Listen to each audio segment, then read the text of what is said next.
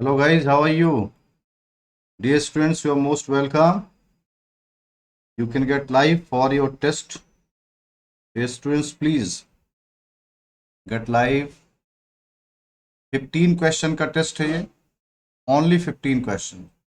Question 1 आपके सामने ये आ चुका है।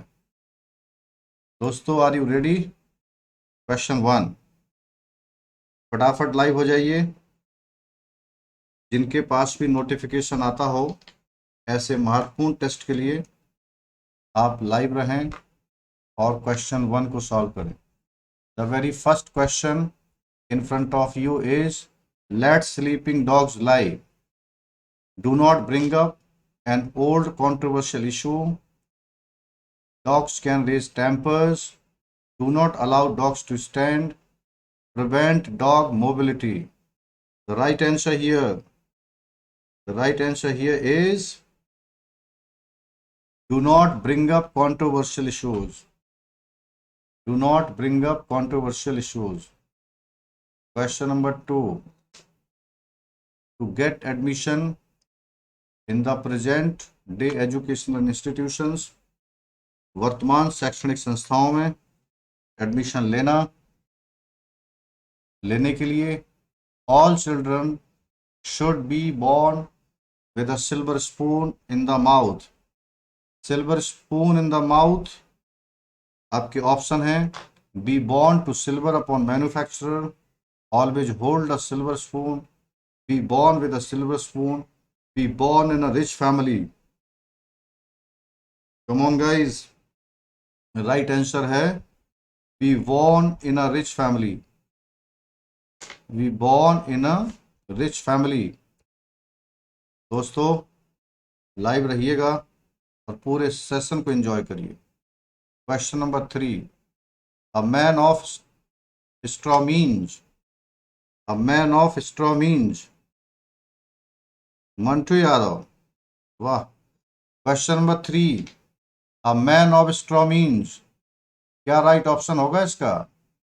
अ worthy fellow, unreasonable person, a man of no substance, a very active person. The right answer here is a man of no substance. A man of no substance.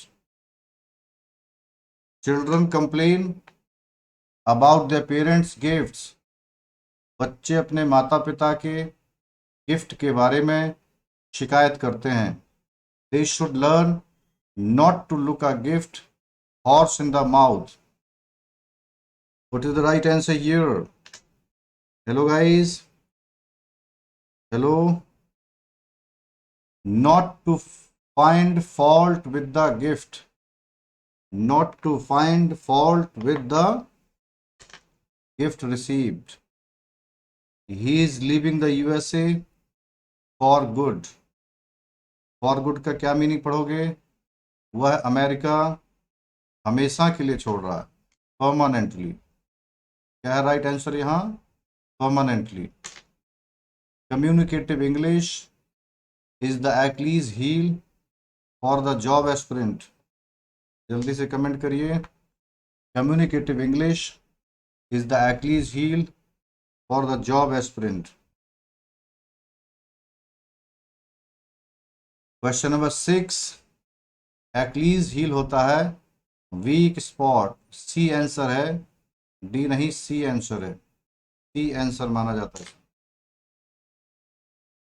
Question number 7, he is known for blowing his own trumpet. वह जाना जाता है अपनी तारीफ करने के लिए। अपनी तारीफ करना या अपने बारे में बताना, बोस्टिंग। राइट आंसर यहाँ सेकंड में 7 का बी। 7 का राइट आंसर क्या है? B. Question number 8, he cut the Gordian knot. He cut the Gordian knot by practicing what he preached. Cut the Gordian knot क्या होगा? रिमूव डिफिकल्टी, कठिनाई को दूर करना। 8 क्वेश्चन आप कर चुके हैं, 7 क्वेश्चन और करने बाकी हैं आपको। आप तय कर लें कि आपका वर्ड पावर कैसा है। क्वेश्चन नंबर 9 क्या कह रहा है? He took a leap in the dark with his latest investment in stocks. Took a leap in the dark. Took a leap in the dark. Good afternoon Nitin Yadav, फटाफट comment कर दें इस पे। Took a leap in the dark का जो meaning होता है took risk, जोखिम उठाना, एक रिस्क का सेंस क्रिएट करता है। तो क्वेश्चन नंबर 9 का सी आंसर आपका सही है। क्वेश्चन नंबर 9 का सी आंसर सही है। Hard work page in the long run. कठिन परिश्रम अंततः फायदा पहुंचाता है। यहाँ पर over a period of time का सेंस देंगे आप, over a period of time. Question number 11, I felt like a fish out of water. क्या मीनिंग आएगा? I felt like a fish out of water among the alloys, uncomfortable. Feel like a fish out of water होता है uncomfortable. Question number 12, the Kaveri water issue led to apple of discord between the two government. Apple of discord, cause of quarrel, झगड़े का कारण। Right answer here 12 का सी, 11 का भी C. Question number 13, the construction remains unfinished and the workers have let the grass grow under their feet. Let the grass grow under their feet का meaning क्या है? Grown grass all over the lawn, gone on a luxury tour, delayed doing the work, demanded more benefits. Come on guys, hurry up, make a comment. क्या होगा right answer? delayed doing the work। 13 का भी back to back C answer आपको मिल गया। Question number 14, the police smelled the rat behind the death of the girl. Police smelled the rat behind the death of the girl. Right answer क्या है? Smell the rat, something that is fishy, something that is fishy, कुछ संदिग्ध होना। तो 14 का भी सी answer आपका है। The very last question of today's mock vocab test. Mock test है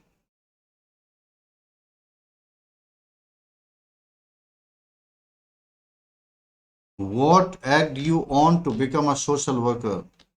ये होगा आपका एग यू ऑन अर्ज्ड, कौन सी चीज ने आपको अर्ज किया, आपके अंदर इच्छा पैदा की सोशल वर्कर बनने की। देखो Mantu Yadav, he gave me a book और he gave a book to me, इसमें मात्र दो बातें हैं। आपने चर्चा किया तो मैं बता देता हूँ। आपका टेस्ट ओवर हो चुका, mock test over, mock test आपका ओवर है। आप अपना मूल्यांकन कर सकते हैं कि कितना क्वेश्चन आपने सही किया। लेकिन मंटू का एक क्वेश्चन ले लें जरा, नहीं तो ये कहेंगे हमारा सवाल नहीं लिया गया। इनके सवाल को हम जरूर ले लेंगे। देखो यार ऐसा है, he gave a book to me, यहाँ ये डायरेक्ट ऑब्जेक्ट है और ये आपका इनडायरेक्ट ऑब्जेक्ट है। और जब इस तरह से लिखते हैं तो ही गेव मी अ बुक, यहाँ पर ये इनडायरेक्ट ऑब्जेक्ट आ गया और ये डायरेक्ट ऑब्जेक्ट आ गया। चक्कर ये होता है, जब आप इनडायरेक्ट ऑब्जेक्ट पहले लेते हैं फिर डायरेक्ट ऑब्जेक्ट लेते हैं, इस जगह नो प्रेपोजिशन, नो प्रेपोजिशन। जब पहले डायरेक्ट ऑब्जेक्ट लेते हैं बाद में इनडायरेक्ट ऑब्जेक्ट लेते हैं तो बीच में जो प्रेपोजिशन है वो क्रिया के अनुसार सूटेबल एक आता है। जैसे गिव के साथ टू आता है, सेंड के साथ फॉर आता है। सेंड के साथ मान लो डायरेक्ट ऑब्जेक्ट लिया आपने, फिर फॉर लिया आपने, फिर इनडायरेक्ट ऑब्जेक्ट लिया तो बीच में फॉर आ जाएगा। इस तरह से जब डायरेक्ट ऑब्जेक्ट पहले लोगे बाद में इनडायरेक्ट लोगे तो एक सर्टेन प्रेपोजिशन क्रिया के अनुरूप आता है, और जब पहले इनडायरेक्ट लोगे फिर डायरेक्ट लोगे तो कोई प्रेपोजिशन बीच में नहीं आता। मंटू बोलो जवाब मिला।